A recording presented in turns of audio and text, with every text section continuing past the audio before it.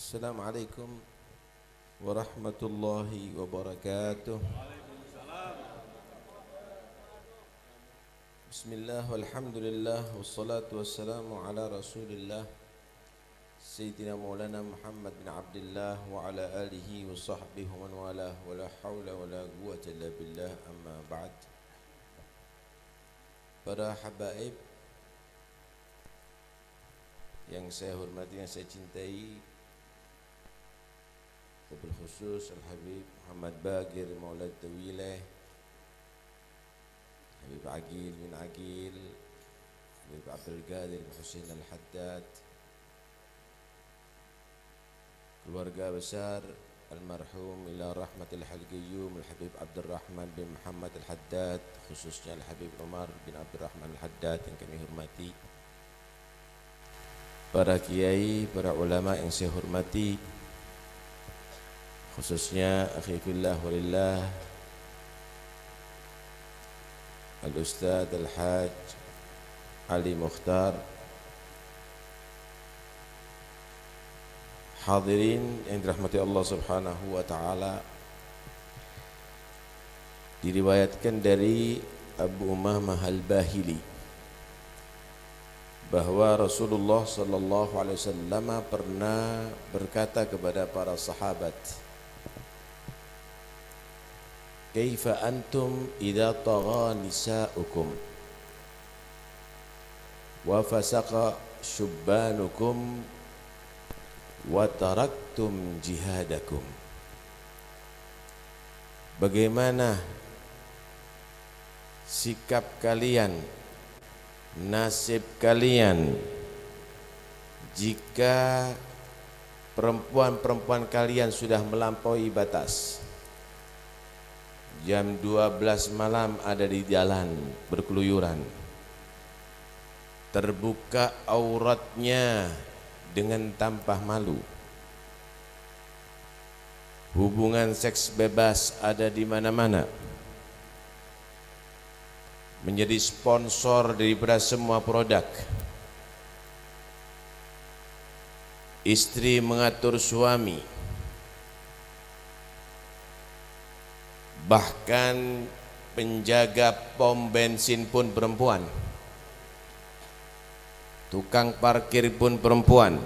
Bagaimana jika perempuan sudah melampaui batas?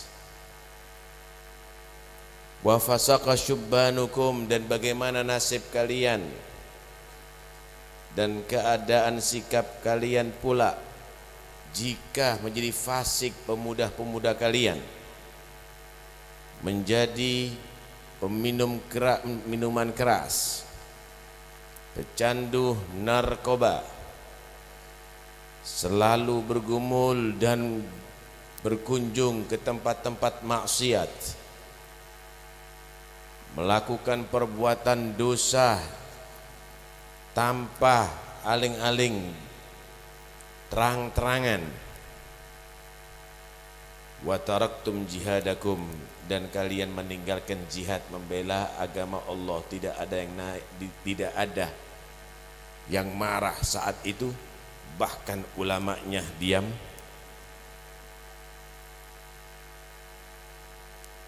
Maka para sahabat pun terheran-heran, awa yakunu dzalika ya Rasulullah, apakah itu terjadi ya Rasulullah? Maka Nabi menyatakan, walladzi nafsi biyadihi wa asyaddu minhu sayakun. Kata Nabi, demi jiwaku yang ada di tangannya, sumpah Rasulullah, yang lebih parah dari itu akan terjadi. Wa ma asyaddu minhu ya Rasulullah, apa yang lebih parah daripada itu ya Rasulullah? Maka Nabi menjawab, kaifa antum idza taraktum al-amra bil ma'ruf wan nahya 'anil munkar. Bagaimana kalian semuanya jika terjadi kalian tidak peduli lagi dengan amar ma'ruf, enggak ada lagi yang ngajak sholat, masjidnya sepi, orang-orang tidak pergi ke masjid, bahkan tetangga masjid tidak sholat, dibiarkan. Tidak ada yang peduli dengan anak-anak kecil untuk belajar Quran dan ajaran agama. Dan kamu meninggalkan nahi mungkar, perjudian dibiarkan, perzinaan dibiarkan, narkoba dibiarkan.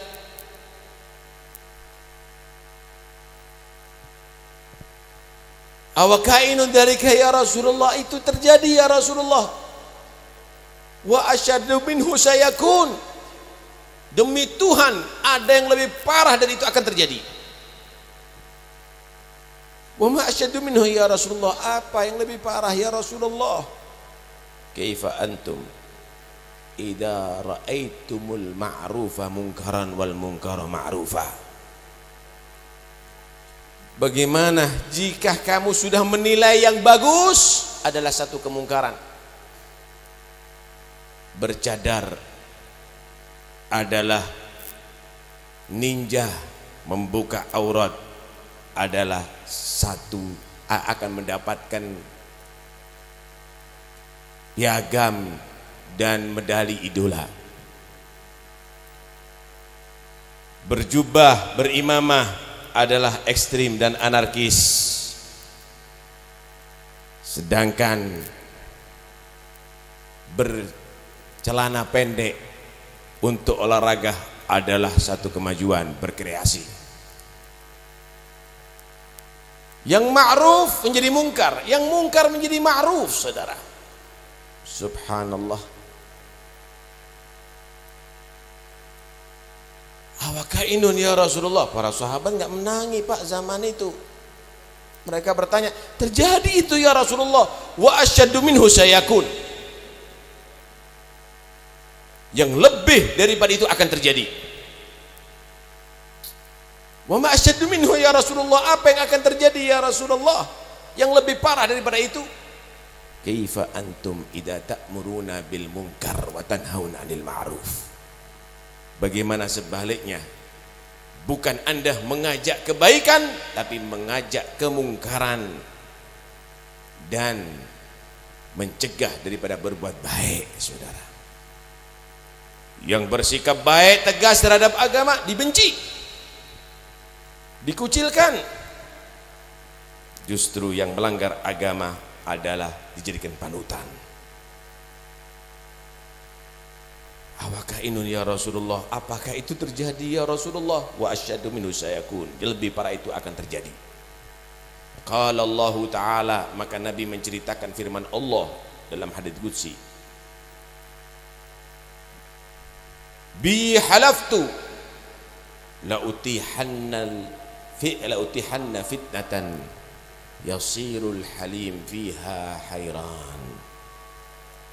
Demi aku, kata Allah, aku bersumpah, bakal aku jadikan satu fitnah di zaman itu.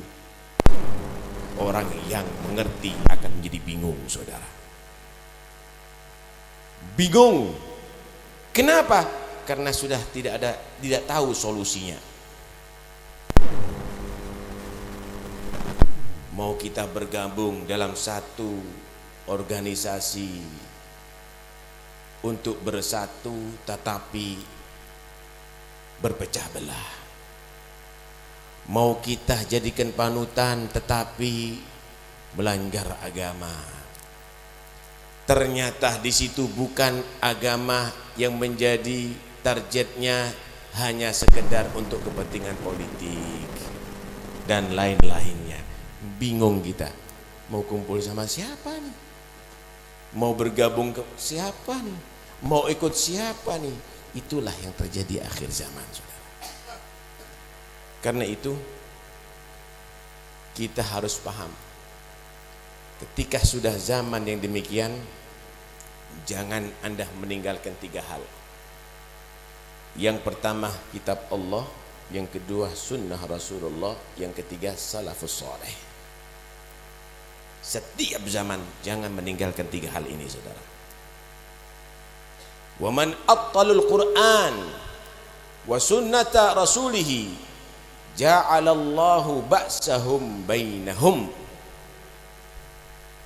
Siapa orang yang sudah tidak peduli dengan Al-Quran dan sunnah Rasulnya, maka Allah akan jadikan kehancuran ada di tangan mereka sendiri.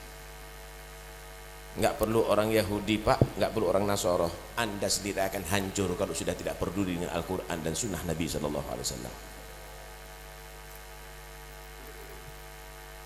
Ya ikhwani yang dirahmati Allah Subhanahu wa ta'ala, karena itu ayo kita koreksi diri. Setiap kita mendapatkan musibah, sebenarnya itu teguran dari Allah Subhanahu wa ta'ala. Apa yang sudah Anda langgar dari ajaran Allah ini, untuk kembali. Wala nudhikannahum minal adzabil adna dunal adzabil akbar la'allahum yarji'un. Aku akan rasakan kepada mereka azab yang ringan, bukan azab neraka nih, untuk kamu kembali kepada Allah. Allah itu cemburu kalau kamu sudah berpaling daripadanya. Karena itu diingatkan dengan macam-macam musibah nih, diingatkan dengan macam-macam musibah untuk kembali kepada Allah. Tapi ketika kembali, maka tidaklah orang yang kembali kepada Allah akan celaka, saudara. Pasti akan dilindungi oleh Allah Subhanahu wa ta'ala.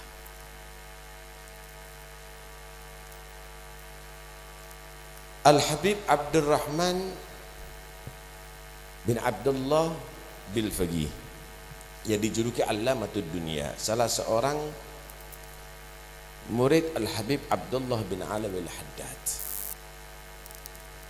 seorang yang terhormat, seorang yang dikagumi, seorang yang disungkani. Tapi satu saat dia mendapatkan musibah, saudara, ditangkap tanpa tahu kesalahannya, disiksa, di penjara. Murid-muridnya kaget, apa salah ini Habib? Ada masalah apa ini Habib? Pasti menuduh itu kekejaman daripada pemerintah.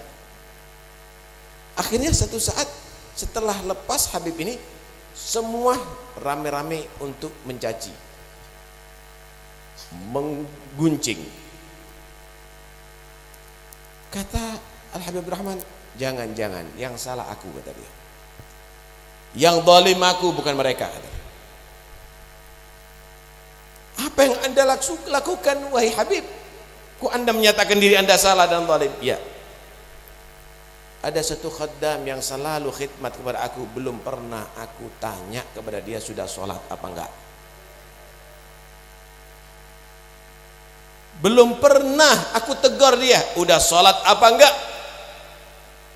Ini adalah teguran bagiku, ini adalah teguran bagi gue. Hada min taqsirina fi haqqi rabbina walidzalika dhalamu alaina. Ya, ini karena kurangnya aku terhadap hak Tuhanku, akhirnya mereka mengambil hakku. Semua yang terjadi di negeri ini, ayo kita koreksi apa yang sudah Anda lakukan. Bagaimana Anda bersikap terhadap keluarga, terhadap anak-anak Anda, terhadap istri Anda. Bagaimana Anda kalau menjadi bos terhadap pegawai-pegawai Anda? Udah Anda tanya sholat apa enggak? Udah Anda tanya istri Anda sholat apa enggak? Belum pernah, saudara. Yang kita tanya udah makan, udah tidur, udah mandi. Belum pernah kita tanya udah baca Quran, udah baca hizib, udah baca rotib. Karena itu ya ikhwani, koreksi, jadi orang yang agil, jadi orang yang cerdas. Karena sesungguhnya Allah Subhanahu wa ta'ala tidak menurunkan adab untuk mencelakakan, tetapi untuk menegur kita semuanya. Tapi jika Anda tidak sadar, Anda akan celaka dengan teguran itu nantinya. Jangan Anda merasa kalau ada orang soleh berarti akan aman. Atuhlaku al-qaryatu wa fiha salihun, ya Rasulullah, apakah akan bisa dihancurkan satu daerah sedangkan masih ada orang soleh di sana? Maka Nabi SAW menyatakan, na'am, Idza tarakul amra bil ma'ruf wan nahyi 'anil munkar. Iya, kalau mereka sudah tidak ada lagi amar ma'ruf dan nahi munkar, akan dihancurkan oleh Allah.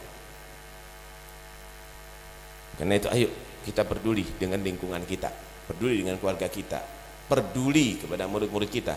Jangan sampai dibiarkan mereka meninggalkan ma'ruf dan melakukan kemungkaran terhadap Allah Subhanahu wa taala, karena itu akan mendatangkan sukhtullah, itu akan mendatangkan murka Allah Subhanahu wa taala.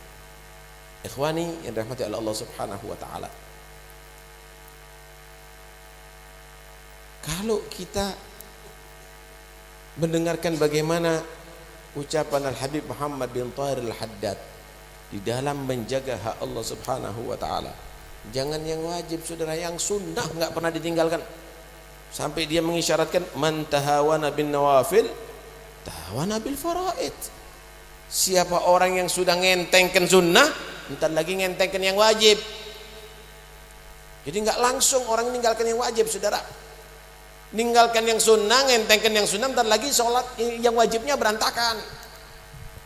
Kalau sudah melakukan dosa kecil, entar lagi melakukan dosa besar. Kalau sudah yang wajib ditinggalkan, dosa besar dilakukan, entar lagi jadi kufur saudara. Karena itu karena itu dikatakan al ma'asi baridul kufur. Maksiat itu pos kekufuran, nantinya akan sampai kepada kekufuran. Setan nggak mungkin akan membiarkan anda selamat membawa Islam sampai mati. Berusaha anda kehilangan Islam saudara. Karena itu jangan kita tertipu. Ayo kita kembali lagi dengan ajaran yang benar, ikuti salafus saleh, jaga itu sunnah. Jangan sholat sendiri, sholatlah berjamaah, istiqomalah baca Quran, ajak anak anda melaksanakan itu semuanya. Pakai misalnya siwak, pakai misalnya minyak wangi kalau anda sholat, selalulah bersolawat, lalulah berzikir. Itu adalah bagian tameng untuk keselamatan kita dunia sampai akhirat.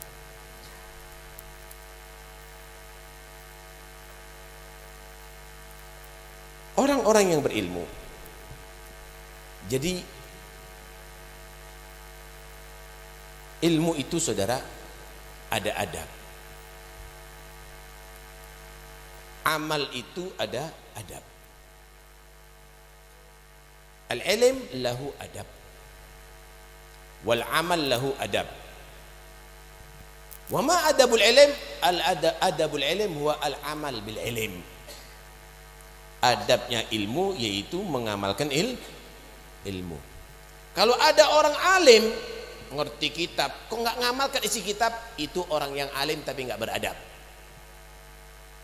Itu orang yang alim tapi tidak beradab. Bahasanya sekarang alim kurang ajar. Alim kurang ajar, orang alim tidak beradab. Contoh, tahu rukun-rukun sholat, tahu dosanya orang yang meninggalkan sholat, tapi dia nggak sholat. Nah, ini orang yang alim yang tidak beradab. Nah, tahu bahwa salaman dengan perempuan haram, tapi dia bukan hanya salaman, malah pacaran. Orang yang berilmu tapi tidak beradab. Ini adabul ilm. Masya Allah, dia tahu tentang sholat, rajin sholat, bahkan berjamaah, hebat, sudah ngamalkan, sudah beradab dengan ilmunya. Tapi ada juga adabul amal. Apa adabul amal? Al-hudur wal khusyu wal ikhlas fil amal. Hati hadir, khusyuk, ikhlas dalam amal. Sholat dia udah bagus, ilmu amal, tapi dia nggak hadir hatinya, main-main dia sholatnya. Allahu Akbar, ingat pacar. Baca Quran, ingat tuku. Padahal Qurannya yang ceritakan neraka, yang diingat tuku. Maka orang tadi ini adalah beramal tapi tidak beradab dalam amal. Padahal al-adab fawqul ilm. Adab itu adalah lebih unggul daripada Apa logikanya? Adab itu lebih unggul daripada ilmu. Ada orang sholat, bacaannya bagus. Wih, kalau baca tartil Quran hebat, luar biasa. Cuma pakai kaos kutang, saudara ngimami. Mau Anda jadi makmumnya? Enggak. Kenapa? Karena orang ini enak baca Qur'annya dengan tajwidnya, ilmunya ada, tapi tidak beradab. Adab itu punya nilai. Khotib Jum'ah hebat. Khotib Jum'ah khutbahnya bagus, fasih, tapi nggak pakai baju, pakai sarung aja. Kira-kira takmirnya mengizinkan apa enggak? Diturunkan, saudara. Kenapa? Apakah saya tidak mengamalkan ilmu? Ngamalkan. Apakah sholat khutbah saya tidak sah? Sah. Tapi Anda tidak beradab. Itulah yang terjadi, saudara. Ada orang-orang yang membawa ilmu tapi tidak beradab, saudara. Punya ilmu tapi tidak beradab, saudara.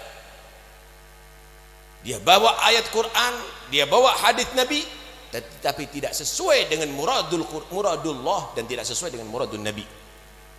Dia tafsirkan ayat Al-Quran dengan sesuai dengan hawa nafsunya. Dia tafsirkan hadis-hadis Nabi dengan sesuai dengan hawa nafsunya.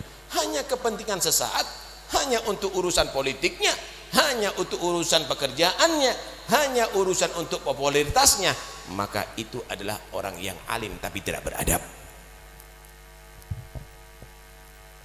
Allah banyak di dalam Al-Quran menggambarkan orang-orang yang demikian ini, saudara. Tahu ilmu tapi ternyata dia ninggalkan ngamal ilmu atau dengan tendensi untuk urusan duniawi. Ayat pertama, bagaimana Allah menceritakan Bal'am bin Ba'ura, ilmunya luar biasa. Bal'am bin Ba'ura itu setiap dia tadi itu keluar rumah ditunggu 2000 orang, Pak, mencatat hikmahnya. Bal'am bin Ba'ura bukan hanya ilmu biasa, saudara, sampai mengetahui sirrullahil a'zam, sirru ismillahil a'zam. Luar biasa itu Bal'am bin Ba'ura. Tetapi dia menggunakan untuk kepentingan duniawi, bukan untuk agama, bukan untuk akhirat. Padahal Allah menyatakan walau syi'na la rafa'nahu biha walakinnahu akhlada ilal ard. Kalau aku mau dengan ilmunya yang aku berikan kepada Bal'am, aku angkat derajatnya, kata Allah. Tapi dia berpihak kepada urusan duniawi. Famatalahu kamathilil kalb in tahmil alayhi yalhath aw tatruku yalhath. Orang seperti Bal'am ini, dan siapapun, kita juga bisa seperti itu, mudah-mudahan selamat. Itu adalah ibarat anjing, bukan warathatul anbiya itu anjing, kata Allah. Anjing itu adalah selalu menjulurkan lidahnya. Di hutan menjulurkan lidah, di kota menjulurkan lidah, lapar menjulurkan lidah, haus menjulurkan lidah, kenyang dan minum juga menjulurkan lidah. Tidak ada binatang buas yang menjulurkan lidah kecuali anjing, saudara. Terus melet. Anjing, saudara. Di pondok, di masjid, di mana-mana duniawi. Maka Allah sebut itu bukan warathatul anbiya tapi anjing, saudara. Kenapa? Karena menggunakan ilmu untuk urusan al-ard, urusan duniawi. Allah gambarkan juga bagaimana ulama Yahud yang mereka ternyata tidak amanat dengan isi Taurat. Alladzina humilut Taurat tsumma lam yahmiluha kamathil himar yahmilu asfara. Orang-orang yang dia tadi itu tahu ilmu Taurat tapi tidak mengamalkan isinya, maka mereka itu adalah seperti keledai membawa kitab. Wih, perpustakaannya luar biasa tapi nggak diamalkan, saudara. Keledai bawa kitab, saudara. Allah juga pernah menegur, atamuruna an-nasa bil birri wa tansuna anfusakum antum tatluna al-kitab afala ta'qilun. Kamu menyuruh orang untuk berbuat baik, tapi kamu lupa terhadap diri kamu akan kebaikan itu. Padahal yang baca kitab kamu. Apakah kamu itu berakal? Tidakkah kamu itu berakal? Orang Yahudi itu kalau ketemu orang Arab, dia menyatakan, bener lu Muhammad itu, teruskan kamu beriman sama dia, itu nabi beneran itu. Tapi dirinya nggak beriman, nyuruh orang berbuat baik tapi dirinya tidak berbuat baik. Yang baca kitab, padahal orang Arab nggak bisa baca kitab, ummi, mereka nggak bisa baca kitab. Yang baca kitab mereka, tapi nyuruh dia tidak melakukan isi kitab, nyuruh orang berbuat seperti itu. Afala ta'qilun, kamu itu punya akal nggak? Bahasa orang gendeng aku nih gitu. Nyuruh orang berbuat baik tapi kamu tidak berbuat baik.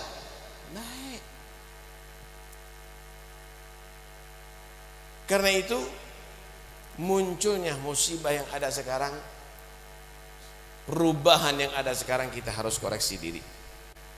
Ini karena kita sudah tidak ada ihtimam dengan amruddin lagi, urusan agama enggak kita perhatikan lagi, ikhwani. Kita nggak perlu berandai-andai secara nasional kita harus robah itu semuanya. Nanti akhirnya kita sia-siakan hidup ini. Mulai dari rumah Anda. Ayo kita jadikan rumah kita Islami. Kita terapkan rumah kita dengan anak-anak kita sholat berjamaah. Kita baca Quran lagi. Kita ratib lagi. Bagaimana tadi diterangkan Habib Abdurrahman melakukan itu dalam rumah tangganya. Kita ajak anak kita qiyamul lail lagi. Kita makmurkan masjid. Kalau sudah rumah tangga kita, tetangga kita ajak untuk begitu. Murid-murid kita ajak begitu.